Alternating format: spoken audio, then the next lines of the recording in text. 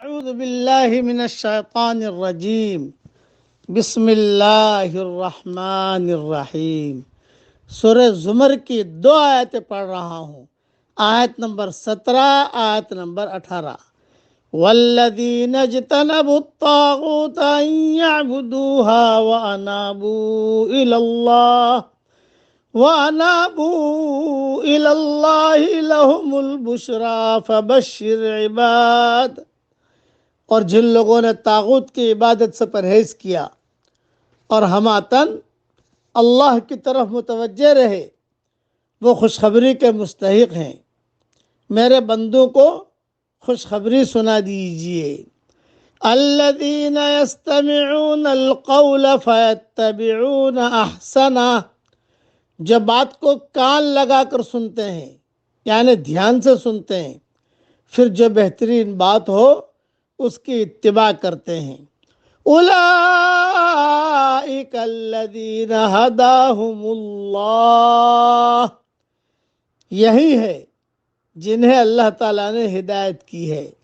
وَأُولَئِکَ ہُمْ اُولُو الْأَلْبَابِ، اور یہی عقل مند بھی ہیں، کیونکہ انہوں نے اپنی عقل سے فائدہ اٹھایا ہے، جبکہ دوسروں نے اپنے عقلوں سے فائدہ نہیں اٹھایا۔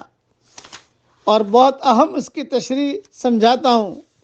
موجودہ دنیا فتنہ کی دنیا ہے، یہاں حقیقتیں اپنی آخری بے نقاب شکل میں ظاہر نہیں ہوئی ہیں۔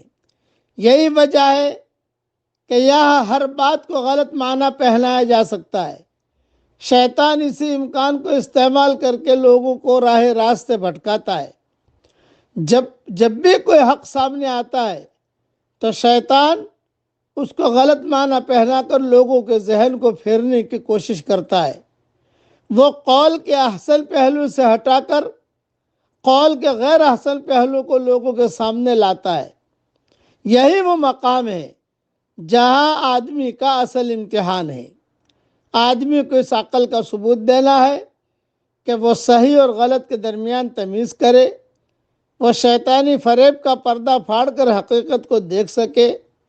جو لوگ اس بصیرت کا ثبوت دیں وہی وہ خوش قسمت لوگ ہیں جو خدائی سچائی کو پائیں گے، اور جو لوگ اس بصیرت کا ثبوت دینے میں ناکام رہیں ان کے لیے اس دنیا میں اس کے سوا اور کوئی انجام مقدر نہیں کہ وہ قول کے غیر احسن پہلوؤں میں الجھے رہیں اور خدا کے یہاں شیطان کے پرستار کی حیثیت سے اٹھائے جائیں۔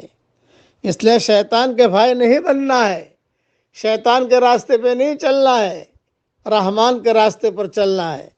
ہمیشہ یہ دعا بھی مانگتے رہنا چاہیے۔ پڑھیے میرے ساتھ، اے اللہ ہم سب کو اولو الالباب میں شامل فرما۔ قرآن میں بار بار ہے اولو الالباب، اولو النہا، یہ بار بار قرآن میں اللہ تعالیٰ فرماتے ہیں یہ عقل مند لوگ ہیں، یہ عقل مند لوگ ہیں۔ تو اللہ تعالیٰ ہم سب کو عقل مند لوگوں میں شامل فرمائے، ایسا ہمیں فرمائے کہ اللہ کا جو حکم ہو ہم اسے خوشی سے پورا کریں۔ بس ایک اللہ کا حکم کا پورا کرنا، 7 آسمان اور زمین اور اس کے اندر کے خزانے ہاتھ میں آ جائیں، اس سے زیادہ قیمتی ہے۔ اور ایک اللہ کا حکم کا ٹوٹنا 7 آسمان اور زمین کے ٹوٹ جانے سے زیادہ خطرناک ہے۔ اللہ تعالیٰ ہمیں اس کے احکامات پر عمل کرنے کی توفیق عطا فرمائے۔ اب پڑھ لیجئے میرے ساتھ، اللہم انا نسألک ایمانا کاملا ویقینا صادقا۔ اے اللہ ہمیں کامل ایمان عطا فرمائیے اور سچا یقین عطا فرمائیے۔ آمین۔ وآخر دعوانا الحمدللہ رب العالمین۔